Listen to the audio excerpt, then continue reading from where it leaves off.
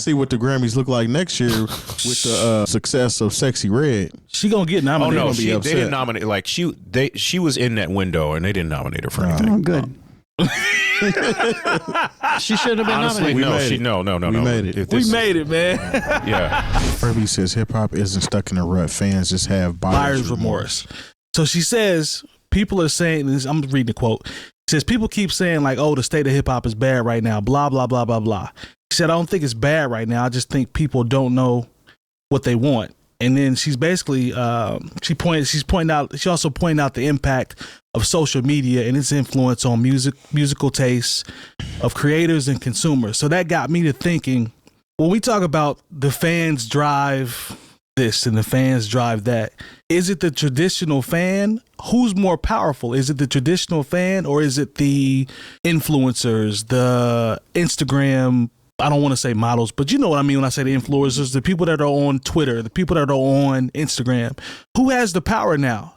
Is there an influence from those influencers? It's everybody. It's algorithms, man. So it's the algorithms. Algorithms have the power. So they've replaced the power that we would naturally our tendency would be the fans. The fans drive this. The fans drive that. So now it's more of the algorithms. No, and it's more the fans and the algorithms. Oh, it's the fans and the algorithms. It's the fans and the artists playing the algorithms because the algorithms push the algorithms. The algorithms do not promote creativity. The algorithms promote what's paid for. It promotes. There used to be a time like on, let's say, YouTube where if you were super creative, YouTube would push that content. Nowadays, on every platform, it's just like, all right, you have to follow within these guidelines of the algorithm to get good. And so if you step outside of whatever that algorithm is, you don't get pushed. So everybody knows what to make and what to create in that aspect. And so the content creators also know what hashtags to use and what people to talk about, which is going to then again push things to the top. If you have an entire content built around, I don't know, strictly underground music or strictly music you like, but they don't have big names, it's not going to reach more people. So people aren't going to do it. That's why I say it's the algorithms. The algorithm. So it is the algorithm. I think that's the root of it all. But at the end of the day, yeah, I mean, the fans are still. I mean, the people are kind of responsible for how the algorithm works. No, they're not though. They are to a certain extent because when we're talking about what songs are very popular and what they're doing dances off of and what's catching on to people, these are people that are sitting back making these dances and these routines off of these songs. To drive the algorithm? But why are they driving the algorithm? They're choosing those songs because that's what the algorithm will drive for their content. That's my argument, at least, is that they're doing it because they know that if I do a dance to this video, I can piggyback off of this thing that's already popping. They're not going to do a dance to something that I do.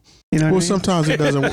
Sometimes it doesn't work like that because it's like somebody makes this very creative dance and then everybody sees it and they just want to do it too. I'm not even talking about the dance. It's kind of like like how the Jid song became super popular. The song that he did is a remix of Miss Fat Booty at the end of the day. Right. And somebody decided to hang a camera on a ceiling and twerk essentially. That's what caught on and made that song very popular. So it may be the algorithm, and I don't think it isn't, but it also has something to do with the person or the people on social media as well, because they're the ones that are boosting it even further. Yeah, I think it's knowing how to play that algorithm in that aspect. I do think that the fans or the people doing that has a potential part of it. But in general, I think the root cause of the way everything is moving right now is because we have it's just like we used to talk about how Indiana, we have very much people don't like things until other people like it. Oh, yeah. That is the entire culture of what these algorithms are pushing right now. If you happen to do a dance and all of a sudden it pops off, then a bazillion other people are going to do it as well. But it's like catching, catching a fart in a bottle. I don't know. You know what I mean? Yeah. I mean, just like it's what it is. I was hoping you was gonna say lightning, but you know, it'd be harder to catch a fart for real. Not that catching lightning is easy. You can catch a fart pretty easy. Remember Terry said Depends on. Well, I mean, because that's right. Because That's Ice Spice. He knows all about catching farts. Yeah. Oh god. Anyway, but I mean, just like recently, Yes, lightning. Cheryl Lynn with her song "Encore" started just.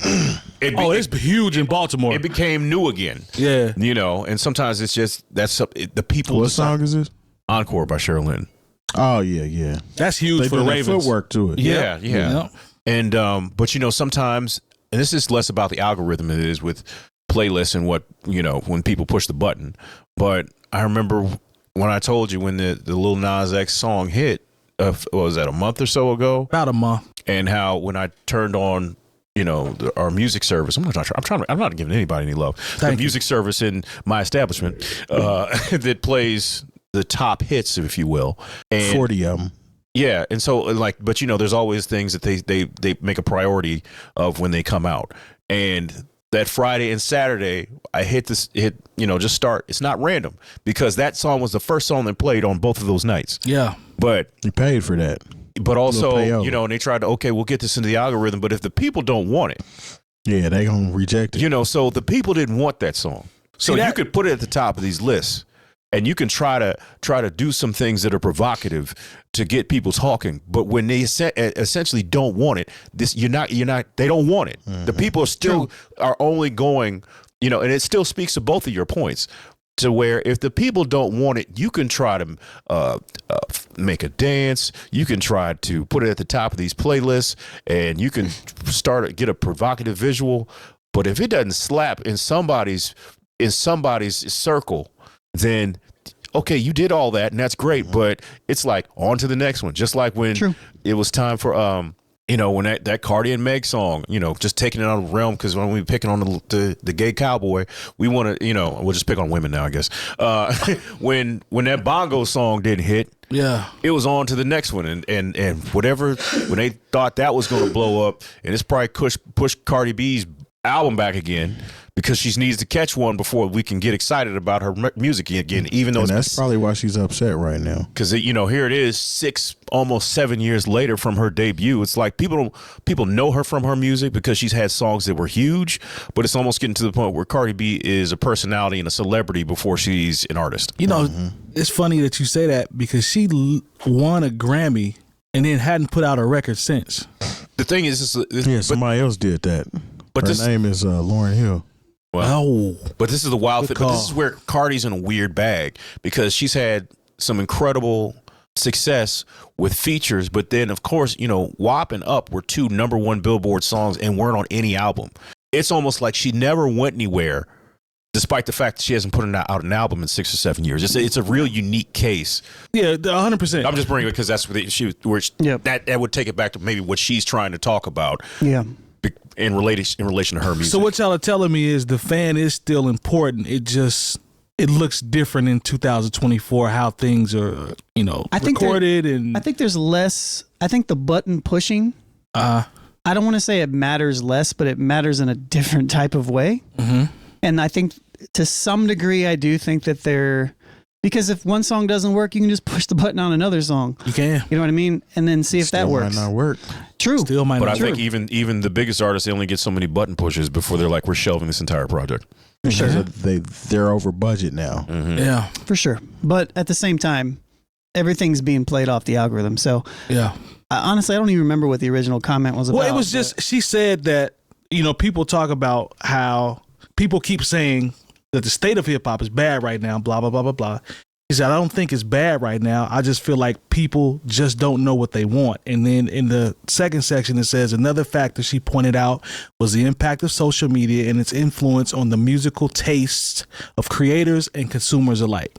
And the thing about that is social media pretty much spearheaded her career, though. She says, I feel like social media is running too much. So I feel like just keep doing you and F what people got to say. It's just not working in her favor now. So she's, I think you see what I'm saying? She's essentially talking about the algorithm. Okay. I mean, that's essentially what she's talking about. Mm-hmm. Yeah. I mean, make adjustments. Fans don't know what they want because social media makes it too complicated to know what they want. That's pretty much the algorithm. Yeah, that's the algorithm. Yeah. I mean, yeah. It's. I mean, I knew you would. I knew the algorithm was going to come up because I know you study that stuff. Like I know that show. Yeah, I don't know. Yeah, I mean, with She everything. doesn't have another WAP. That's all it is. True. Is that what basically boiled down to? If she had another WAP or she had an up, a new one right now that. Let's just keep it real. If she had something that could compete right now with these Sexy Red records, oh man, then she wouldn't be. Are they still going that on? bar is low. Really? That's a low bar. That's a low bar. But right now, when Cardi make way better music now. Yeah, but you know what? I mean, now, so did Nicki Minaj. Nicki didn't win nothing. Well, yeah, you got me. I hate to see what the Grammys look like next year with the success of Sexy Red. She gonna get nominated. Oh no, they didn't nominate. Like she was in that window, and they didn't nominate her for anything. Oh, good. She should have been Honestly, nominated. no. We made it. We made it, man. Yeah. No, we don't. I'm sorry, but I just in general. No. Hey, y'all I felt Lone on that good though. I swear I did. No, I felt did not Lone on want that to good. see her on the red carpet. You can't give Killer Mike the Grammy one year and then nominate Sexy Red the next year for the butthole song. They'll do you it. can't do that. They'll do it. Next year, Fart will be nominated. Yeah, probably will. Yep. That's a real thing in there. It is. But She gonna shake her ass in the deli.